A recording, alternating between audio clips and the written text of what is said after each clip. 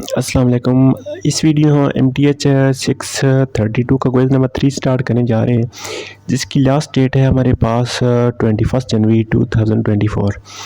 तो इसमें कुछ क्वेश्चन है, मैं आपके होपफुली आपके कंसेप्ट क्लियर करने की पूरी कोशिश करूँगा। तो चलिए स्टार्ट करते हैं। इसमें सबसे पहला क्वेश्चन है हमारे पास, let f and g be two analytical function. अब देखें यहाँ पे हमें f और g दोनों एनालिटिकल फंक्शन हैं। दैट देन कंपोजिशन, उनकी फिर कंपोजिशन जो है एफ जी वो आपके पास क्या होगी। देखें एफ ऑफ जी भी आपके पास एनालिटिकल है, जी भी आपके पास एनालिटिकल है, तो इनकी कंपोजिशन जो है वो भी आपके पास एनालिटिकल होनी चाहिए। तो इसलिए ऑप्शन नंबर ए इसका राइट आंसर होगा, एनालिटिकल ही होगा। उसके बाद नेक्स्ट हमारे पास है the derivative of Z not. ठीक है, डेरिवेटिव फंक्शन आपको गिवन है, ये सारी आपको पता है एज मैथमेटिक्स की स्टूडेंट की सारी डेरिवेटिव की डेफिनेशन लिखी हुई है। प्रोवाइडेड द लिमिट एग्जिस्ट, तो जब डेरिवेटिव एग्जिस्ट करता है तो इसका मतलब है लिमिट भी आपके पास एग्जिस्ट करती है। तो फंक्शन आपके पास जो एफ फंक्शन है वो आपके पास किस नेबरहुड में आपके पास डिफाइंड होता है, या आपके पास जेड नॉट, ये जो सेकंड वाला होता है ना, ये जो नीचे लिखा हुआ है z माइनस जेड नॉट, तो इसका मतलब है आपकी लिमिट जेड नॉट के ऊपर एग्जिस्ट कर रही है तभी इसका डेरिवेटिव एग्जिस्ट कर रहा है। तो इसका ऑप्शन नंबर ए इसका राइट आंसर होगा, जेड नॉट इसका ऑप्शन होगा। नेक्स्ट क्वेश्चन है हमारे पास, the function F of Z जो कि आपके पास रियल ऑफ जेड के ऊपर है। ठीक है, डिफरेंशिएबल नाउवेयर कि रियल के ऊपर जब आपका फंक्शन है तो लाजमी बात है हर जगह डिफरेंशिएबल है, तो इसका 2 इसका राइट ऑप्शन होगा। अच्छा नेक्स्ट देखिए, आपके पास है बाय डेफिनेशन लिमिट आपके पास है z approaches z not f of z equal l है। ठीक है, means that every epsilon greater than 0 there is an delta greater than 0 such that. तो इसकी आपको पता है जैसे कि डेफिनेशन होती है, तो ये डेफिनेशन आपके पास होती है एफ ऑफ जो फंक्शन आपके पास होता है ना, function minus limit, function minus limit आपके पास लेस देन होती है एप्सिलॉन से व्हेन एवर आपके पास उसकी जो लिमिट है ना z माइनस जेड नॉट वो आपके पास लेस देन हो डेल्टा से। तो इसलिए इसका ऑप्शन नंबर डी इसका राइट आंसर बनेगा। उसके बाद which of following function is reciprocal. तो रेसिप्रोकल जैसे कि नाम से ज़ाहिर है, रेसिप्रोकल क्या चीज़ होती है, उसका उलट फंक्शन होता है। ठीक है, ऑप्शन नंबर बी इसमें देखें, ऑप्शन नंबर बी इसमें स्क्वायर फंक्शन है, ऑप्शन नंबर सी इसमें एक लीनियर फंक्शन है, option number D function itself है। तो ऑप्शन नंबर ए जो है इसका रेसिप्रोकल है। ठीक है, जैसे ही आप एफ ऑफ जेड लेंगे ना, फॉर एग्जांपल आपके पास है z इक्वल एक्स है, z इक्वल आप x कर लेना, तो आप जब ये वाला फंक्शन लेंगे ना तो ये आपके पास एफ ऑफ जेड आप बन जाएगा 1/x। ठीक है, तो देश इसका रेसिप्रोकल आ गया, तो ये इसका function F of Z equal 1/z इसका राइट आंसर है। उसके बाद इन कम्प्लेक्स वैल्यूड फंक्शन, अब कम्प्लेक्स वैल्यू फंक्शन है, इसमें थोड़ा सा क्वेश्चन सॉल्व करने वाला है, वो मैं आपको सॉल्व करके दिखाता हूँ। क्वेश्चन हमारे पास है F of G equal X minus iota Y. ठीक है, एफ ऑफ एक्स आपके पास इक्वल है एक्स माइनस आयोटा वाई। ठीक है, तो अब यहाँ से देखिए आपके पास u और v की वैल्यू आ जानी है। तो u यहाँ से आपके पास क्या चीज़ है, x आ गया, u आपके पास रियल होता है ना, और v आपके पास क्या आ गया, v आपके पास आ गया माइनस वाई। ठीक है, इमेजिनरी पार्ट v की इक्वल होता है और रियल पार्ट u की इक्वल होता है। अब यहाँ पे देखें हमारे पास उसने क्या पूछा है कि v ऑफ x। ठीक है, v ऑफ x उसने पूछा है, तो v ऑफ x का मतलब कि v का derivative with respect to x। ठीक है, तो ये बनेगा partial v by partial x। तो आप देखें इसमें तो x की वैल्यू नहीं है। ठीक है, इसमें x नहीं है ना, तो इसलिए ये 0 हो जाएगा। इट्स मीन आपके पास v ऑफ x इक्वल हो जाएगा 0 के। ऑप्शन नंबर ए इसका राइट आंसर बनेगा। u ऑफ x अगर पूछता तो वो आपके पास 1 होता, क्योंकि इसका डेरिवेटिव 1 बन जाना था। अच्छा नेक्स्ट फंक्शन है, इसमें इसका ऑप्शन गलत लगा हुआ है, तो पहले तो इसको क्रॉस लगा देते हैं। फंक्शन आपके पास है जी की पावर 4 प्लस 1 डिवाइडेड बाय है जी स्क्वायर प्लस 1 इंटू जी माइनस 3। तो अब ये पूछ रहा है कि किस पॉइंट के ऊपर आपका ये फंक्शन है एनालिटिकल नहीं होगा। तो ये फंक्शन आपका 2 पॉइंट के ऊपर एनालिटिकल नहीं होगा। अगर यहाँ पे हम लिख दें जी इक्वल 3 लिख दें, z इक्वल 3 लिखें तो देखें यहाँ पे जब z की वैल्यू 3 पुट करेंगे तो 3 माइनस 3 आपके पास 0 हो जाएगा, तो ये आपके पास बन जाएगा z 4 प्लस 1 डिवाइड बाई ये ऐसी रहेगी, यहाँ पे 0 आ जाएगा, तो 0 की वजह से ये आपके पास अनडिफाइंड फॉर्म बन जाएगी। ठीक है, एक पॉइंट तो ये हो गया। सेकंड पॉइंट देख रहे हैं, अब देखिए हमारे पास 3 नहीं है इसमें, तो मज़ीद हमने अब इसको 0 बनाना पड़ेगा। तो इसको 0 बनाने के लिए हमें यहाँ पे -1 चाहिए, -1 प्लस 1 होगा तभी 0 होगा। तो -1 कब बनेगा? -1 तभी बन सकता है, यहाँ पे स्केयर है ना, तो स्केयर आयोटा स्केयर आपको पता है आयोटा स्केयर इज इक्वल होता है 1 के, सॉरी -1 के। तो इसका मतलब आयोटा जब आपके पास होगा तब ये आपके पास फंक्शन अनडिफाइंड है। तो यहाँ पे लास्ट ऑप्शन देखें आयोटा वाला, तो ये इसका राइट आंसर बनेगा। अब देखें इस आयोटा को इस पूरे फंक्शन में पुट करें ना आप, तो ऊपर वाली फॉर्म तो चलें जो बनेगी बनेगी, नीचे वाली फॉर्म देखें, नीचे वाली फॉर्म आपके पास क्या बनेगी, ये नहीं है। ठीक है, आयोटा स्केयर की जगह से -1 प्लस 1, ठीक है, 7 आयोटा -3, ठीक है, तो ये सारी इक्वल 0 हो जाएगी। ये जब 0 होगी तो फंक्शन आपके पास अनडिफाइंड फॉर्म बन जाएगी, तो ये एनालिटिकल नहीं रहेगा, तो इसलिए इसका आयोटा राइट ऑप्शन है। उसके बाद आपके पास 2 फंक्शन दिए गए हैं, ठीक है, f ऑफ z आपके पास इक्वल है a के और g ऑफ z आपके पास इक्वल है b के। तो अब आपने बताना है f of z plus minus g of z, तो ये किसकी इक्वल होगा? ये a प्लस माइनस b की इक्वल होगा।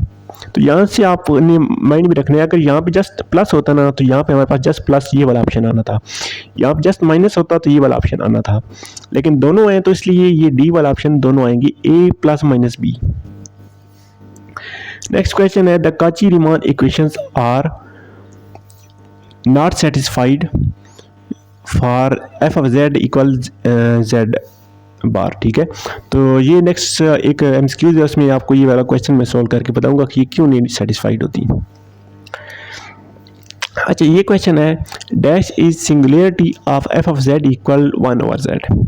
ठीक है, तो सिंगुलरिटी का मतलब मैंने काफ़ी जगह मतलब इसको सर्च किया है, हैंड आउट्स में ये वाला टॉपिक नहीं है। ठीक है, सिंगुलरिटी का टॉपिक हैंड आउट्स में नहीं है, तो मैंने गूगल पे भी चेक किया, चैट जीपीटी भी चेक किया, तो काफ़ी जगह सर्च करने के बाद इसका ऑप्शन नंबर मुझे ये सी वाला मिला है। ठीक है, बाकी हैंड आउट्स नहीं है, आप इसको खुद से सर्च कीजिएगा, हो सकता है आपको इसका बेटर ऑप्शन मिल जाए। अच्छा, तो नेक्स्ट क्वेश्चन हमारे पास एफ ऑफ जी में गिवन है z-1 डिवाइडेड बाई z-5। तो आपने बताना एफ ऑफ जी आपके पास एनालिटिकल कहाँ पे नहीं होगा। तो आप देखें डिनोमिनेटर में हमने 0 बनाना है, तो डिनोमिनेटर में 0 कब बनेगा? हमारे पास डिनोमिनेटर में क्या चीज़ है? z-5। तो अगर z की वैल्यू 5 होगी तो डिनोमिनेटर में 0 बन जाएगा और हमारा फंक्शन जो है वो अनडिफाइंड हो जाएगा, तो इसलिए इसका ऑप्शन नंबर ए इसका 5 राइट आंसर बनेगा। नेक्स्ट क्वेश्चन है, in complex valued function F of Z हमारे पास है x माइनस आयोटा वाई, तो वी ऑफ एक्स हमने यहाँ से निकालना है। अब यहाँ से देखें आपके पास एफ ऑफ जी फंक्शन है x माइनस आयोटा वाई। ठीक है, तो यहाँ से आप देखें आपके पास u की वैल्यू आ गई x और v की वैल्यू आपके पास आ गई माइनस वाई। तो आपने v ऑफ x निकालना है, तो v of x minus v का derivative with respect to x, तो इसका derivative with respect to x निकालें तो यहाँ पे x आई नहीं, तो इसलिए 0 हो जाएगा। इसका सी ऑप्शन राइट आंसर है। उसके बाद if Cauchy Riemann equation are satisfied at z not, हमें पॉइंट दिए गए z नॉट, तो कहता है अगर काची-रीमान इक्वेशन आपके पास सेटिस्फाइड करे z नॉट के ऊपर, तो फंक्शन आपके पास dash the function F of Z dash differentiable at z not. तो यहाँ से आपने मैं 2-3 चीज़ें आपको बताता हूँ, आपने माइंड में रखनी है कि अगर आपका फंक्शन जो है ना वो डिफरेंशिएबल होता है, अगर आपका फंक्शन डिफरेंशिएबल है तो इसका मतलब है आपके पास सी आर इक्वेशन जो काची इक्वेशन हम कहते हैं वो आपके पास सेटिस्फाइड हो जाती हैं। ठीक है, सेकेंडली अगर आपके पास C R equation not satisfied होती हैं, ठीक है, तो फिर आपका फंक्शन जो है वो आपके पास डिफरेंशिएबल नहीं होगा। यहाँ पे नॉट भी लिख लें।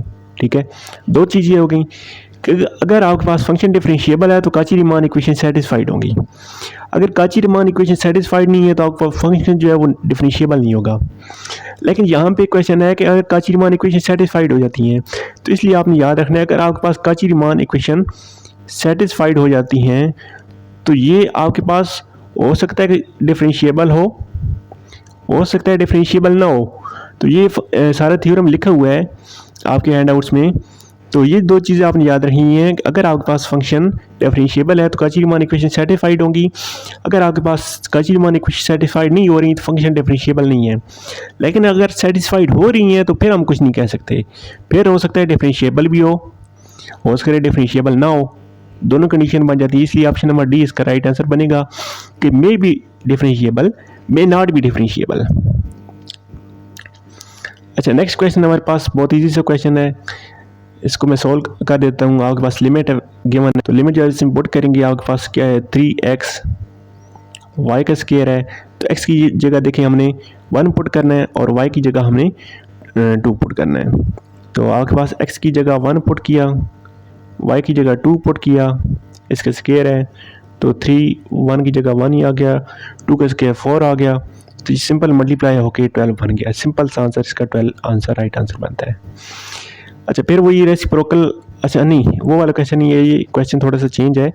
द रेसिप्रोकल फंक्शन, ठीक है, the reciprocal function F of Z is equal 1 over Z is. तो ये रेसिप्रोकल फंक्शन आपके पास पता किया गया है कि ये आपके पास क्या चीज़ है। तो ये आपके पास 1 to 1 भी है और ऑन टू फंक्शन भी है, ठीक है। ऑप्शन नंबर सी इसका राइट आंसर है, 1 to 1 and onto. Next question, हाँ ये देखें आपके पास एफ ऑफ जेड गिवन है 1 की equal, G of Z equal है बी की इक्वल। तो इन दोनों का प्रोडक्ट आपके पास इक्वल हो जाएगा ए डॉट बी के इक्वल। अगर दरमियान में प्लस माइनस होता तो प्लस माइनस आता, माइनस होता तो माइनस आता, यहाँ पे मल्टीप्लाई है तो मल्टीप्लाई का ऑप्शन नंबर सी इसका राइट आंसर बनेगा। उसके बाद नेक्स्ट क्वेश्चन है, यहाँ पे हमने जस्ट लिमिट पुट करनी है। तो देखें 3x की जगह हमारे पास 1 आ जाएगा, y की जगह हमारे पास 2 आ जाएगा, ऊपर स्क्वायर भी है -2। तो ये आपके पास इक्वल बन जाएगा 3 × 1, 2 का स्क्वायर 4 -2। तो ये आपके पास बन जाएगा 12 -2। तो ऑप्शन नंबर ए राइट 10 इसका राइट आंसर है। अच्छा, नेक्स्ट क्वेश्चन ये वाला क्वेश्चन है, तो ये थोड़ा सा ट्रिकी क्वेश्चन है। तो यहाँ पे देखिए आपके पास ये वाला फंक्शन गिवन है, ठीक है। ये वाला फंक्शन कह रहा है कि आप इसकी काची-रीमान इक्वेशन सेटिस्फाइड होती हैं या नहीं होती, ठीक है। सिंपल सा क्वेश्चन आपको दे दिया गया है कि इसकी काची-रीमान इक्वेशन सेटिस्फाइड हो जाती हैं या नहीं होती। तो इसलिए आपने कंफ्यूज नहीं होना, आपके हैंडआउट्स में ये चीज़ गिवन है कि ये आपके पास डिफरेंशिएबल नहीं है, नॉट डिफरेंशिएबल। तो हमने एक थ्योरम पढ़ा था कि अगर डिफरेंशिएबल नहीं है तो उसकी काची-रीमान इक्वेशन सेटिस्फाइड नहीं होगी, ठीक है। ये फंक्शन आपके पास डिफरेंशिएबल नहीं है तो हमने थ्योरम पढ़ा था कि अगर डिफरेंशिएबल नहीं है तो काची-रीमान इक्वेशन सेटिस्फाइड नहीं होगी। तो इसके लिए ऑप्शन नंबर बी इसका राइट आंसर बनेगा कि इसकी काची-रीमान इक्वेशन भी सेटिस्फाइड नहीं होगी। तो यहाँ तक थे इसके आई थिंक 20 MCQs थे। तो अगर आपने ये केयरफुली कर लिए तो आई होप आपका क्विज इजीली अटैम्प्ट हो जाएगा। चैनल को सब्सक्राइब करें। टेक केयर, अल्लाह हाफिज़।